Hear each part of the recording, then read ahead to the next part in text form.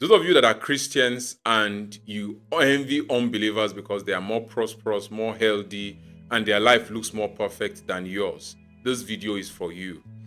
Envy is a terrible thing no matter who practices it. When you get to a point where you allow envy into your life, there is no limit to what envy can drive you to do. And Psalm 73 is a clear example of this. The psalmist looks around him and he saw how the wicked people around him who would curse God and act wickedly, they were prospering in their wickedness. It looks like everything was moving perfectly in their lives. And he said in verse 2 and verse 3 of that psalm that his foot almost slipped when he considered the prosperity of the wicked, when he envied the prosperity of the wicked. That is what you set yourself up for when you become envious of another person. Maybe your classmate in school, maybe somebody you started a business with, the person is doing it in a very dubious way. And then it so happens now that the person is going places and his account is fat and it looks like he has the perfect life. And you who is faithful to God, serving God with the whole of your heart, it looks like you are looking at your life and there is nothing to boast of. There is that tendency for you to now begin to envy such people. The psalmist says that when he tried doing that, when he tried envying the unrighteous, he said that his foot almost slipped. And the psalmist was angry with God. The psalmist was disappointed with God. How is it that for me who is faithful to you, who is dedicated to you, I am the one who is suffering this thing, while the other person who is living a life of irresponsibility, it looks like everything is smooth sailing in his life.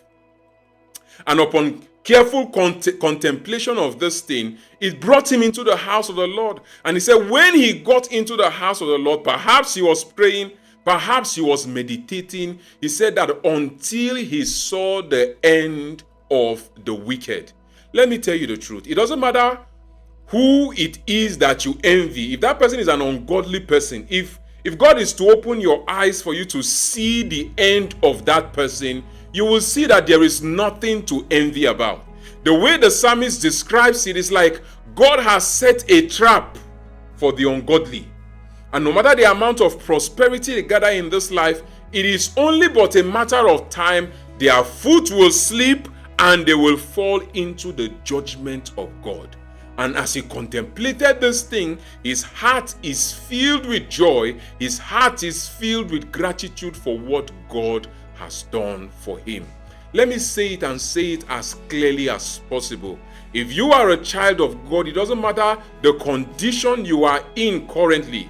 If you can get out of that condition, please get out of it. I'm not saying that you should find solace in it and not try to get out of it. That's not what I'm saying. But no matter how terrible your condition is currently, I want you to understand that your life is still a million times better than that of an unbeliever who is still living in rebellion against God. Because what lies ahead of him is very, very dreadful. Therefore, I encourage you by all means, avoid envy. Don't envy anybody because you don't have any reason to. Don't envy because if you envy people, you would lose your peace. You will see people who are way above you and your heart will be troubled. Anxiety will step in. All that you have achieved in your life will become meaningless.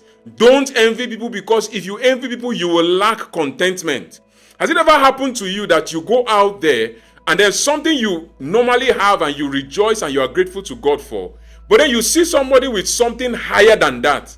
And when you now come back to your house, that which you had before, which you were grateful to God for, automatically becomes meaningless to you because you have seen another one greater. That is what competition and envy will do to you. It will take away your sense, your ability to truly be contented with what God has done for you. It will take away your ability to be thankful. You cannot truly be thankful if you are envying people around you. If you are thinking that because their life is better than yours, therefore your life is useless and there is nothing to rejoice in. Learn from the psalmist. Look at what lies ahead of the unbelievers. Oh, there is a great destruction that awaits them. And see that that is not something for you to envy.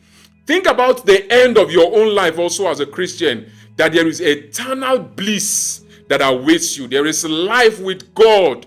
life of joy and life of peace. That if you are to amass the whole wealth in this world together, it is nothing in comparison to that. Think about it and remember that you have something precious, that you have something worthy of celebrating and worthy of rejoicing.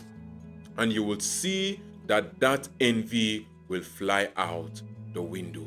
You are loved by God. You have glorious things that await you, and therefore you do not have the reason. You do not have any reason to envy anybody in this life.